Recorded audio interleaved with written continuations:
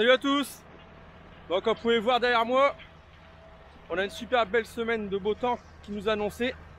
Donc on a repris les travaux des champs et là en l'occurrence on referme les terres qui ont été ouvertes 2 fois avec le chisel pour éviter que le sec ne se mette dedans et affiner les grosses mottes. Et on en restera là-dessus comme préparation. On y reviendra qu'au moment de la plantation des pommes de terre et des semis de maïs. Donc au travail là-bas derrière, le T154 rouge et puis un carré Pantera de 6 mètres à semi-portée que j'ai emprunté à un collègue. Voilà, qui fait un super boulot, c'est une bonne machine. Vous pouvez retourner voir les vidéos en arrière, vidéo de l'été dernier où je semais des couverts d'engrais verts pour un collègue avec ce carré. J'avais mis le 2 lames devant sur le relevage avant. Donc vous pouvez avoir une vidéo certainement à mon avis du mois de septembre 2020. Voilà. Bon, ça nous fait un super boulot, un super rendu. On finit de déchausser les dernières mauvaises herbes pour les mettre à la surface. Les rouleaux remontent ces mauvaises herbes à la surface. Elles sont totalement déracinées.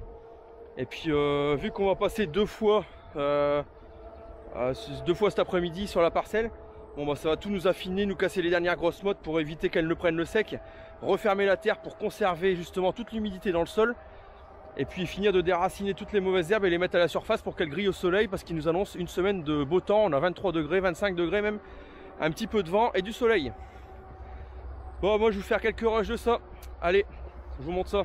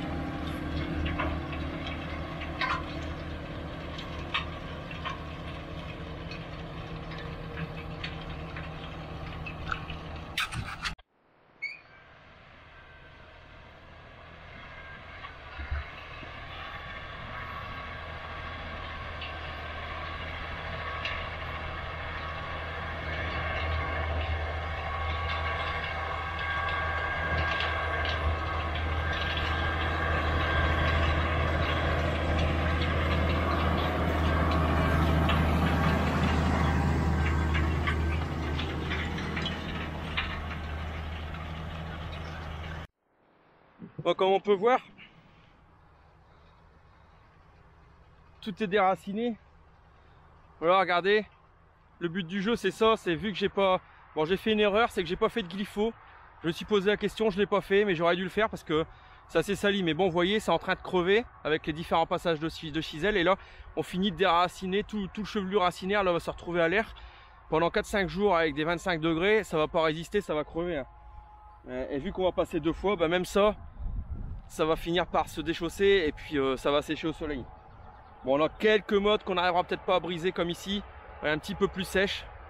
Mais ils nous annoncent des précipitations dans la semaine prochaine, dans une dizaine de jours, peut-être même à peine dans une semaine. Donc ça va reprendre un peu l'humidité et puis les prochains passages d'outils lors de la préparation de sol pour la plantation des pommes de terre, ça va se briser. Et puis de toute façon il y aura un coup de fraise, donc c'est le genre de mottes qui vont se briser à la fraise. Autrement là, je regardais un petit collabèche tout à l'heure, la préparation est déjà vachement fine sur 10 cm. Et nous le but c'est d'affiner jusqu'à 20 cm. Donc petit à petit, jusqu'à la plantation, pour planter les pommes de terre aux environs 18 cm normalement de profond. Donc bon, je pense qu'on est bien parti, ça va le faire. Surtout si on a des conditions météorologiques comme ça, je pense que ça devrait le faire sans problème. Allez, on va rejeter un petit coup d'œil au tracteur.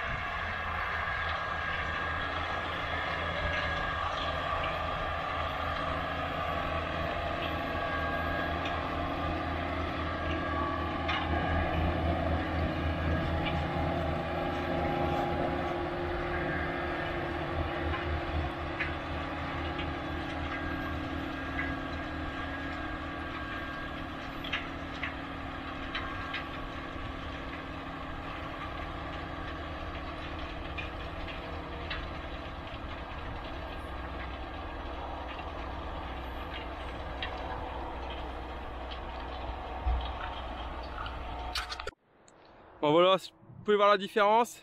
À ma gauche là c'est pas fait, à ma droite c'est fait. Donc ça fait quand même du super boulot, ça raffine vachement. Je crois qu'il y a 6 ou 7 rangées dedans sur cet outil.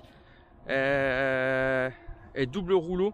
Donc ça fait vraiment du super boulot. Alors il y a une zone de la parcelle qui est beaucoup plus sale et je vais vous expliquer pourquoi.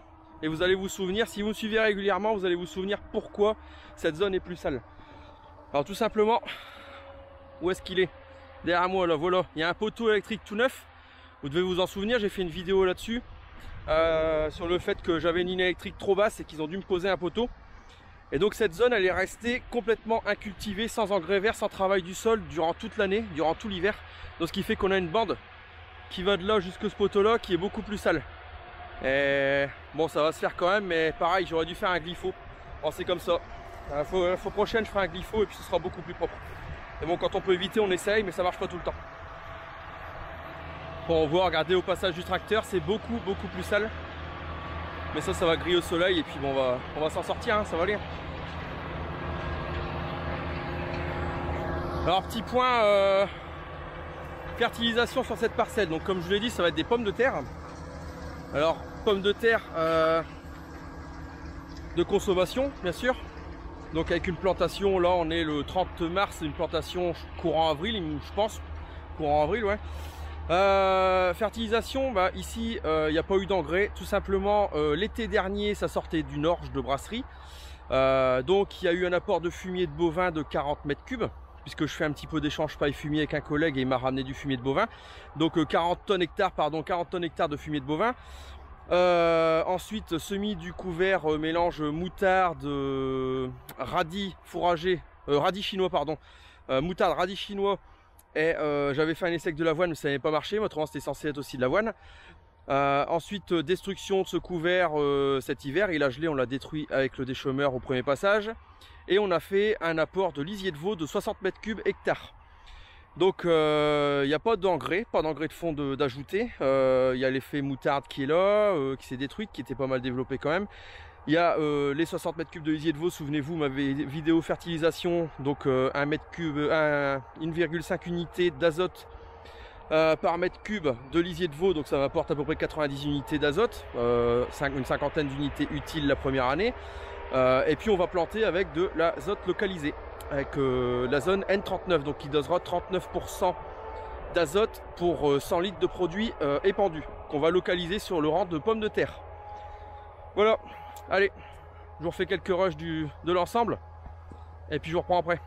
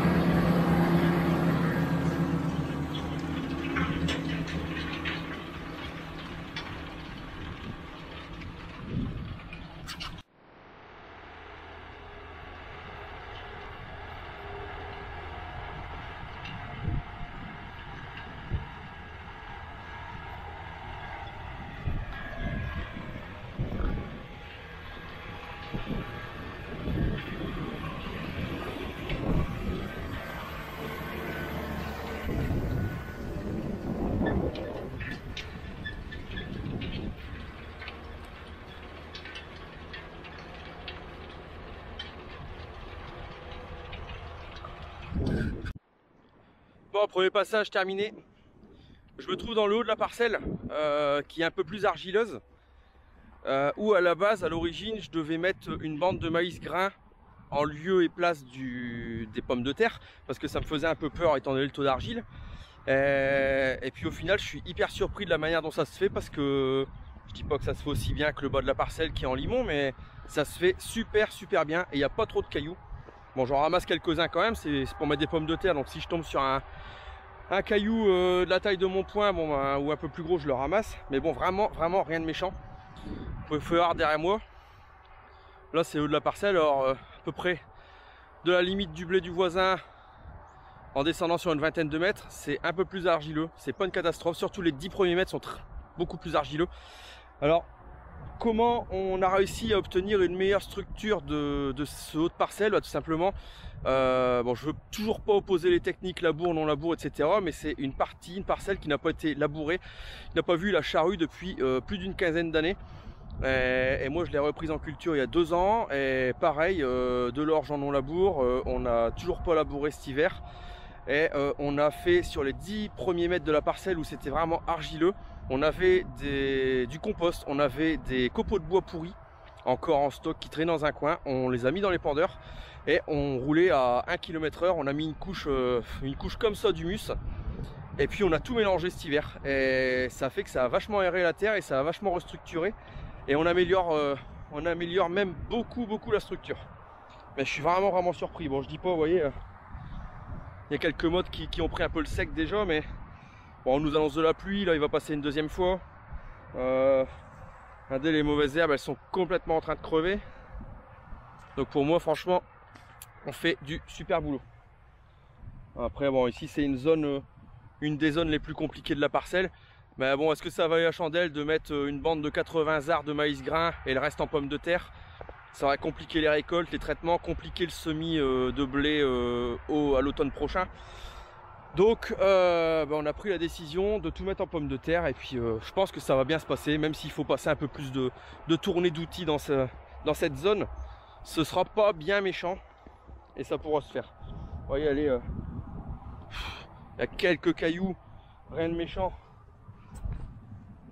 Je vais ramasser au passage, vous voyez, mais franchement, ouais, quelques cailloux comme ça, et vraiment pas grand chose de méchant.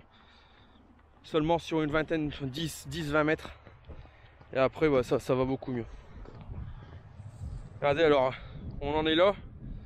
Ce qui va se passer, c'est que là, ça va prendre le sec. Il va repasser une deuxième fois. Et ça va encore, ça va donner ça. Et ouais, c'est déjà en train de faner. Donc je pense qu'on va réussir. Bon, j'ai de la chance. On a du beau temps. Alors c'est vraiment une saison très contrastée, puisque ce matin on avait 2 degrés à 7 h du matin. Cet après-midi on a 25 degrés. Donc ça me fait un peu penser à la 7e compagnie. Vous savez trop chaud, vous savez trop froid. C'est exactement ça, parce qu'on a plus de 20 degrés d'amplitude thermique, 23 degrés exactement d'amplitude thermique. Et ça c'est impressionnant pour sécher des terres et commencer à mettre le sec dans nos cultures, etc. Surtout qu'on a un petit vent. C'est vraiment pas l'idéal.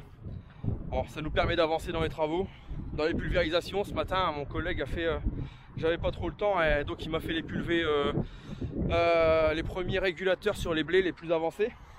Donc ça, c'est réglé. Là, il est parti le faire sur sa structure à lui. Donc on sera à jour de ça. On est à jour des apports d'engrais.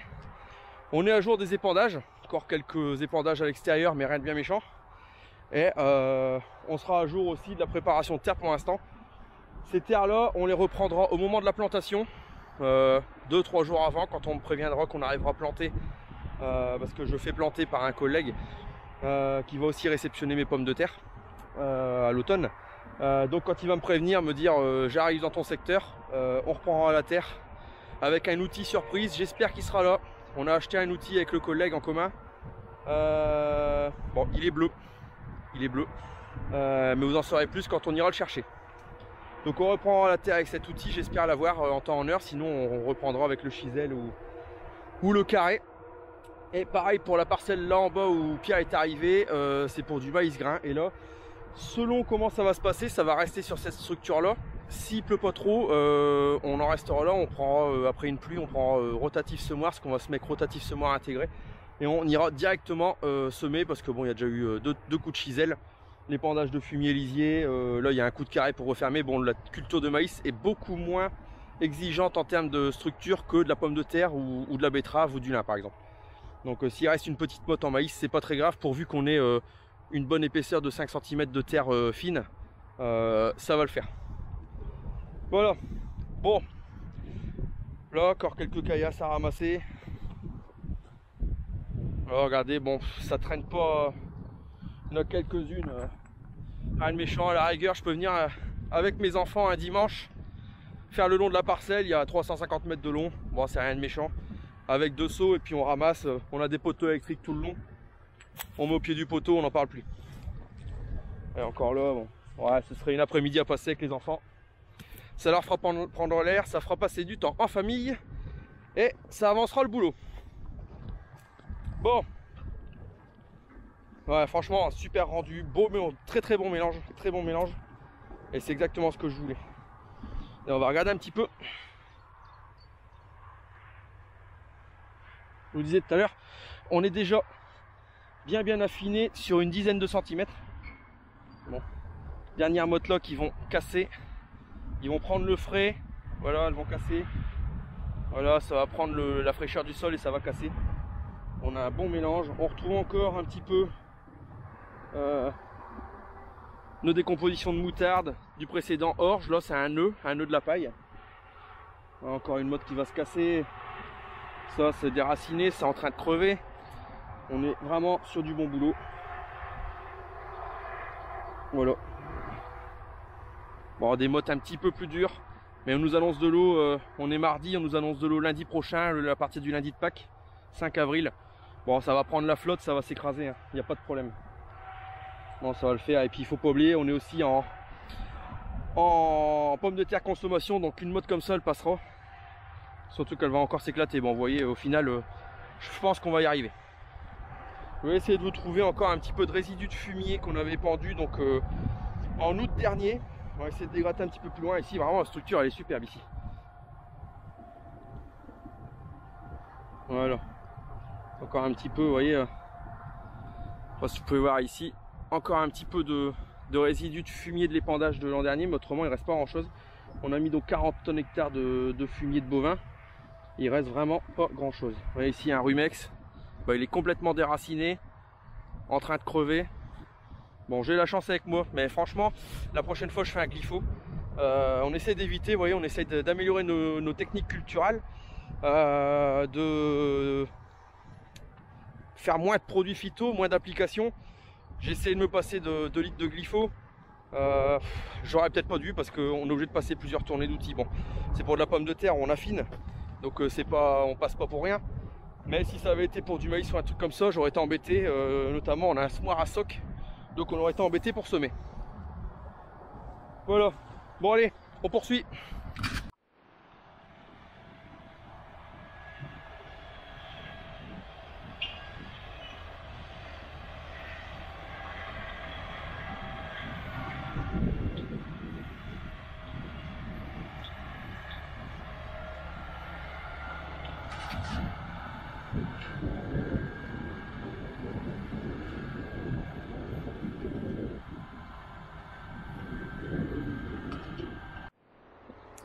Bon là je me trouve dans la parcelle où on va mettre du maïs.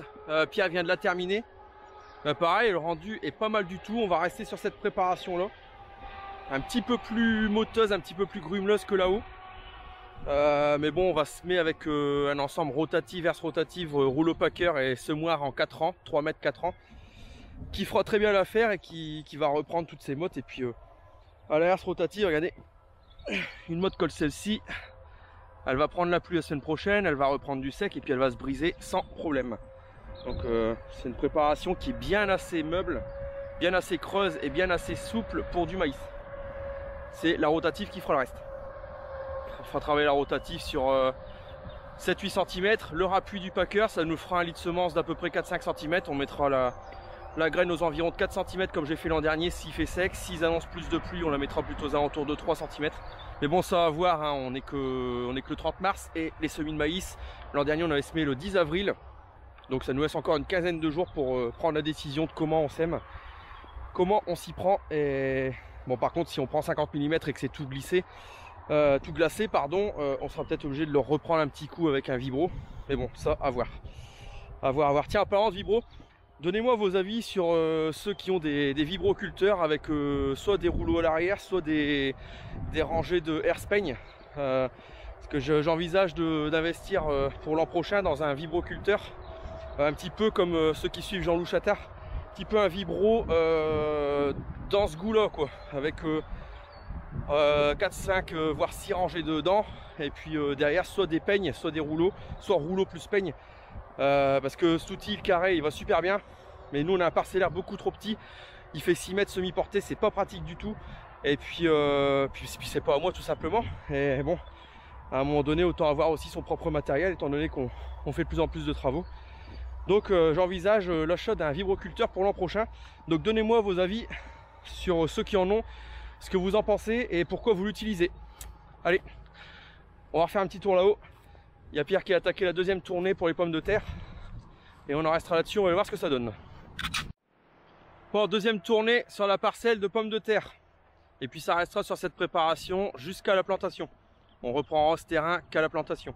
Ce que je voulais, c'était vraiment émietter le dessus, casser les mottes avant qu'elles prennent trop le sec et qu'elles ne soient plus cassables si on a du sec pendant 3 semaines et qu'on n'arrive pas à les casser à la fraise. Donc là, c'est objectif réussi. Ce que je voulais faire aussi, c'était vraiment déchausser tout le reste des mauvaises herbes, chose qui est faite.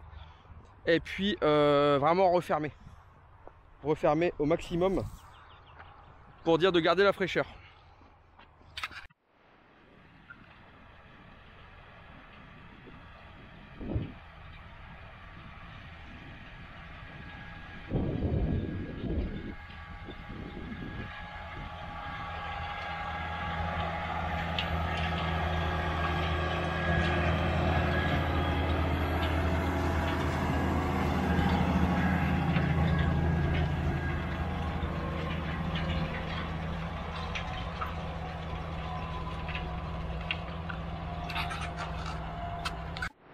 Bon, je sais pas si vous pouvez bien le voir, mon travail à l'envers du premier passage. Le premier passage, il avait démarré dans ce sens-là, en bas de la parcelle, et le deuxième, il a démarré dans l'autre sens. Il y a un peu de pourtour en haut de la parcelle, ce qui fait qu'on fait des passages croisés afin de niveler totalement le terrain, de l'aplanir totalement, et puis de pas croiser les passages dans le même sens.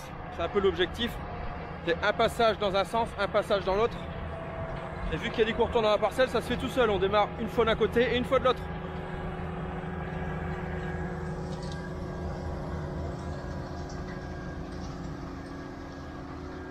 Bon, on voit un petit peu.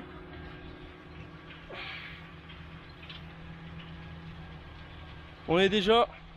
Alors moi, une main, là, j'ai 16. J'ai 16, pourquoi une main? Parce que je le sais, quand je faisais du plant de pommes de terre, je plantais à une main.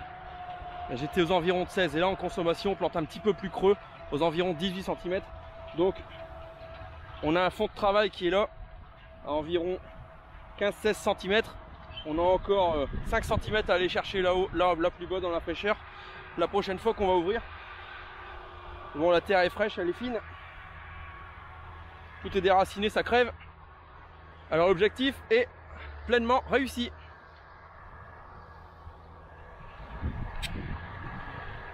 Là, je vous laisse sur quelques images du 154 avec cet outil de 6 mètres. Ça fait quand même un bel ensemble.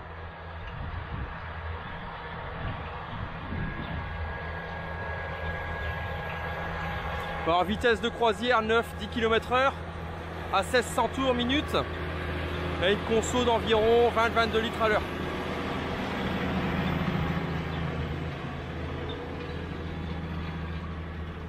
Conso relativement raisonnable pour faire du travail à cette profondeur avec un outil de cette largeur. Allez, moi je vous laisse encore sur quelques images du tracteur en action et je vous dis à dans quelques jours, la semaine prochaine, pour une prochaine vidéo et sur d'autres travaux. Allez, salut, bye!